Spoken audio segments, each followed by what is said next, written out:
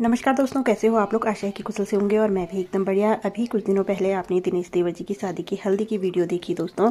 तो हल्दी वाले दिन की ही ये वीडियो है दोस्तों। अभी शाम के 3 बजे का समय है और हल्दी के बाद दोस्तों कीर्तन का प्रोग्राम यहाँ पर रखा हुआ है। तो कीर्तन के लिए ही मैं यहाँ पर जा रही हूँ।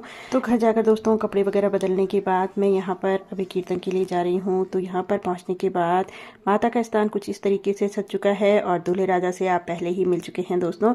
तो वो भी यहाँ पर इस समय बैठे हुए हैं।